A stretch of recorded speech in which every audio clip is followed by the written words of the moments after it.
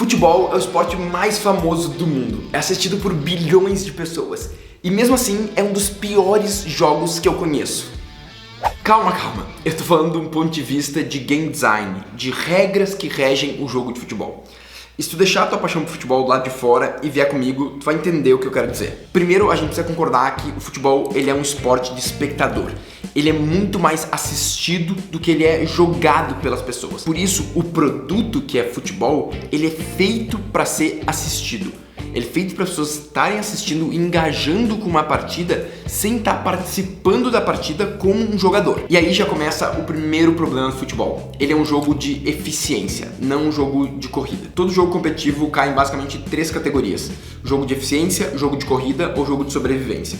O de sobrevivência não importa para nossa discussão. Jogos de corrida são quem chegar em certo lugar primeiro vence. Uma corrida é um jogo de corrida. Quem completar o trajeto primeiro é o vencedor.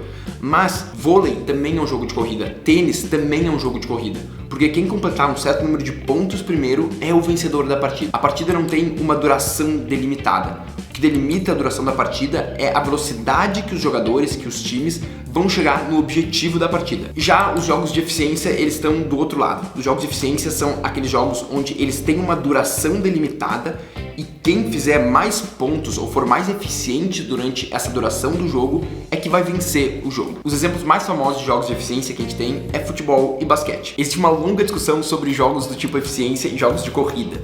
Porque os jogos de corrida, tu consegue ver o progresso. É muito claro quem tá ganhando vantagem, quem tá caminhando em direção a uma vitória. E também, normalmente, tem um final um pouco mais emocionante. Tu consegue ter ali um final onde os jogadores estão quase chegando juntos e alguém passa na frente. Os jogos de corrida, eles tendem a ser sobre o final da partida. É tudo sobre quem consegue cumprir esse grande objetivo que o jogo traz. Já o jogo de eficiência, ele é sobre eficiência. É sobre quem manda melhor nesse tempo já delimitado. Não é muito claro quem tá ganhando ou não. O jogo ele pode ir seguindo e não fica muito claro quem tá performando melhor. É claro que no basquete e no futebol a gente tem a pontuação que nos permite entender quem tá vencendo ou não. Mas mesmo assim, a partida ela sempre vai ter 90 minutos. Mesmo quando a partida já terminou muito antes dos 90 minutos. É o gol da Alemanha! Como no caso do Brasil e Alemanha. Muito antes da partida terminar, o Brasil já tinha perdido. Mas mesmo assim, a gente tem que jogar os 90 minutos e ser humilhado durante os 90 minutos, porque o jogo, ele é assim, ele vai ter sempre aquela duração. E esses são alguns problemas dos jogos de eficiência. Tu não consegue saber muito bem quem tá ganhando em certas situações. E se alguém tá passando um carreto em cima do outro time, se um time tá completamente atropelando, tu tem que jogar os 90 minutos de partida e não importa o que tu vai fazer. E o terceiro ponto é que normalmente o final de um jogo de eficiência não tende a ser muito emocionante. Normalmente a vitória já foi definida antes do final da partida chegar. Então tu tem finais que são menos emocionantes do que os jogos de corrida, onde a cada momento tu pode ter uma tensão. Pode ter ali um momento de tu não sabe se a partida vai acabar agora ou não. Mas esse não é um grande problema. O basquete, ele é um jogo de eficiência que funciona muito bem. Existem vários jogos de tabuleiro, os jogos europeus, que tendem a ser jogos de eficiência que também funcionam muito bem. O problema do futebol é que ele é um jogo que estimula o empate. Sim, o futebol estimula o empate porque todas as regras do jogo estimulam a não ter pontos. O objetivo do jogo é fazer gol, só que tem várias regras que estimulam a não acontecer o gol. A principal regra que tu pode pensar sobre isso é a regra do impedimento. A regra do impedimento, ela existe justo para evitar que um jogador esteja mais na frente do que os jogadores da defesa, para não ter uma vantagem muito clara na hora de chutar a gol. Só que isso tá privilegiando a defesa. Tu tá dando mais chance para a defesa, né? Tu sempre tá dando chance pro jogador da defesa, ele tem que estar no mínimo igualado com o jogador do ataque.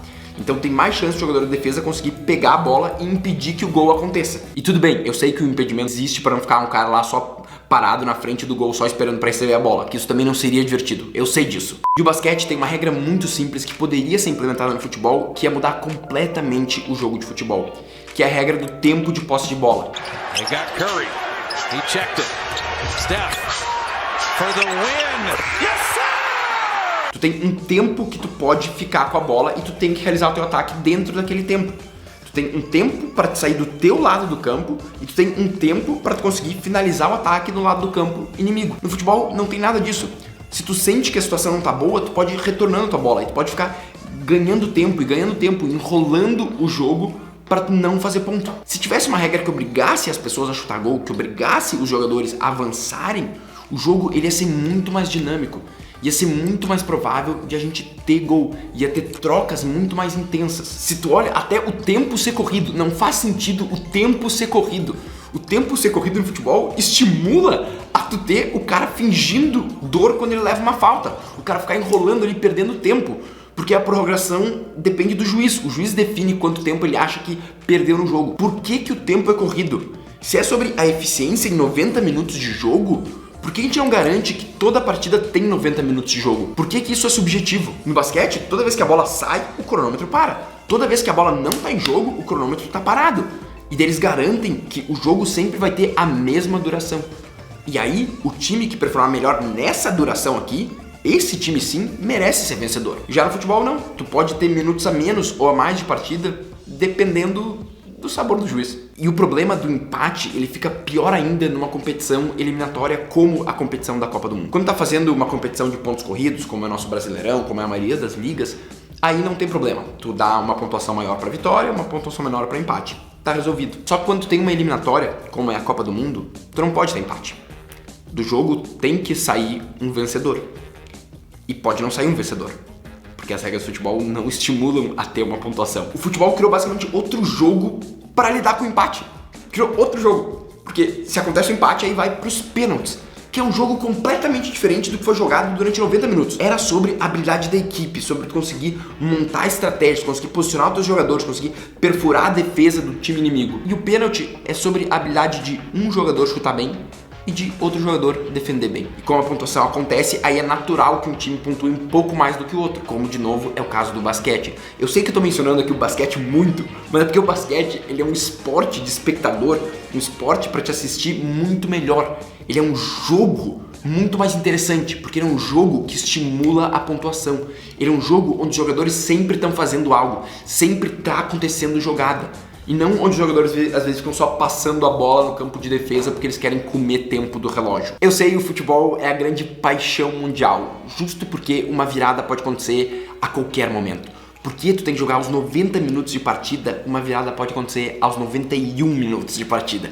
E isso que torna o futebol um jogo tão incrível, que as pessoas gostam tanto de assistir, ficam grudados na cadeira até o último minuto de partida. O fato de que tem poucos pontos, que tu vai fazer 2, 3, 4 gols por partida, torna cada gol muito mais relevante. Cada ponto faz toda a diferença no futebol. Diferente do basquete, que tem 60, 70 pontos por time numa partida. Isso é o que torna emocionante. A qualquer momento pode acontecer um gol e esse gol vai fazer toda a diferença. Se tu quer ver como um jogo consegue ser engajante do início ao fim, nesse vídeo aqui eu analisei o Mario Kart, que todo mundo conhece e como eles fazem isso muito bem. E até o próximo vídeo, continue criando jogos incríveis!